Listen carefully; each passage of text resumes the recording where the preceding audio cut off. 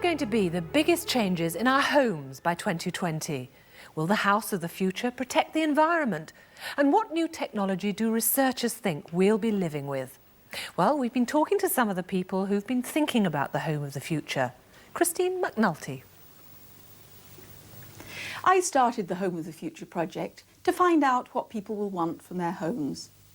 They'll want all the benefits of modern technology, but without all this cluttered and complex gadgetry that we have today. By 2020, all of this will be possible. We'll have things under control without all of these knobs and buttons. And what's more, the technology itself will be embedded in the very fabric of the house and its furnishings. So the idea is, once all the clutter of technology has gone, you'll be able to furnish your rooms in any style you like. You won't actually be able to see the technology, but it will be there, doing its job without getting in your way. That means the lights automatically switch off and on as you walk between rooms. And the home learns how bright you like them. A simple command gives you music, perhaps piped in from a sound library. Bark, please. And no more PowerPoints. Plugs become pads, picking up power from anywhere on the wall. And even This is a cool idea, but if you want to do this, you have to somehow make electricity go all around the walls of your house, which sounds super expensive. Also, if you could charge things like, I don't know, your smartphone or your earphones anywhere, then that means if you forget about them, they could also be, well, anywhere.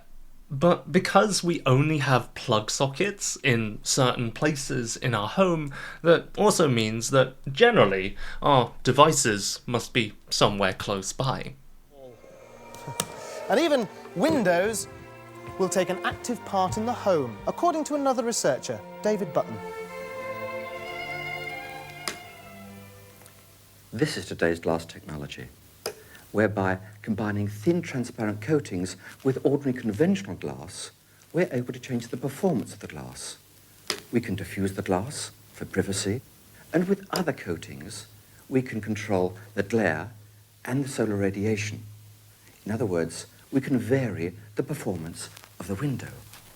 I've seen this technology in Tokyo, actually. Have you seen those special toilets? Set in local parks, the jewel-like cubes are tinted tangerine, pink, and purple. These are no ordinary plate glass windows, but so-called smart glass, used for privacy in hotels and offices. When the door is unlocked, an electric current unfogs the windows. When the door is bolted, the electricity is switched off, and the windows return to their frosted state. So this prediction was spot on. But nowadays, we just have normal glass windows. Oh, look, it's raining. Classic British weather. But anyway, maybe in the future these will be everywhere. Who knows? This liquid crystal display TV again involves a material sandwiched between two thin pieces of glass. Screens more than a metre wide are being developed.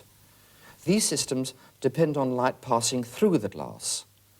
But this glass has a coating which can act as a light source in itself, becoming a prototype display screen. This imaging technology is embodied in very thin coatings, which will be developed to be transparent. And when combined with ordinary glass, it means that your glass tabletop could become a VDU screen, and indeed your window could become something very remarkable.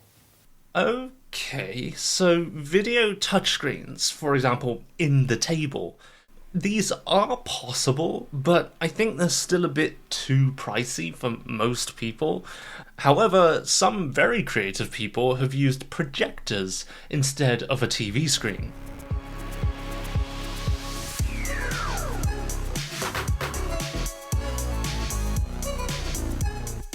But when I look back on these old teeny tiny screens, it makes me think that screen technology has really evolved a lot. I'm a huge gamer, and I used to play on my Game Boy, the original Game Boy, in the car. And this doesn't have LED lights, so you need natural light to see the screen.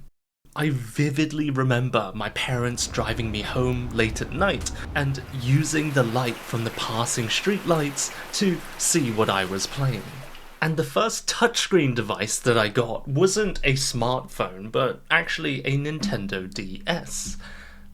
Wait, actually, I think I have it somewhere in here. Isn't it? Ah! Found it! Oh, natsukashi. Wait. Look at this! This is so old! Oh my gosh! Does it turn on? Does it have any power? No power. I remember using the Wi-Fi function to send pictures on this game called PictoChat to my friend in the next room, and it was absolutely awesome. So a simple command could turn a window into a wall, and you could decorate it how you want. Or it could be a television or a computer screen. Well, that may be a little futuristic or too expensive for most people. But there's one area where homes are going to have to change. By 2020, there will have been enormous pressure on us to cut down on our burning of fossil fuels to protect the environment. This means that energy management in our homes will become of critical importance. There are already materials that can help. This honeycomb material is being used on the outside of a building in Strathclyde to heat it by trapping the energy and diffuse daylight as it hits the walls. And aerogel, this is aerogel here, is a form of glass with a similar structure at a microscopic level. It can do the same job, but it'll be thinner and transparent. And if these two things become widely used by 2020, the coatings could one day reduce heating bills almost to zero and help to cut down our use of fossil fuels. Aerogel has already been tested quite a lot, and it's known for its fantastic ability to conduct heat. It's commonly used as thermal insulation for more expensive buildings, but it has also been used for the Stardust satellite, which collects dust samples from space. But again, it is super expensive. The other key is for the home to use more energy more intelligently. The heating system could learn your daily routine and only heat the rooms that you'll be using. The living room would be at just the right temperature as you come downstairs. Heating separate rooms is actually not that far from reality. Nowadays, many electronics, like AC units or electric heaters, can be set to turn on and off automatically. And with smart plugs, you can even do this with other appliances. For example, you can set the smart kettle to start boiling just before you get out of bed in the morning.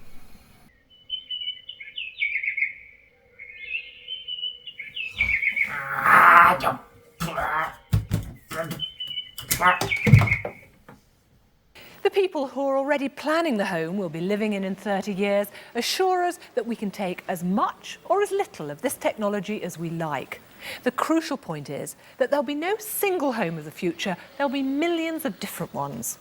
We choose the type of home we want to live in, the technology takes a back seat. BBC One, please. So, what do you think? It's pretty impressive how accurate the predictions were, right? Personally, in the future, I want a special drone that can deliver Calbee pizza potato chips from Japan to the UK. Oh, sorry, I shouldn't say potato chips, I should say crisps. But what kind of technology do you think there will be in the future? Thank you very much for watching, have a wonderful day, and bye for now.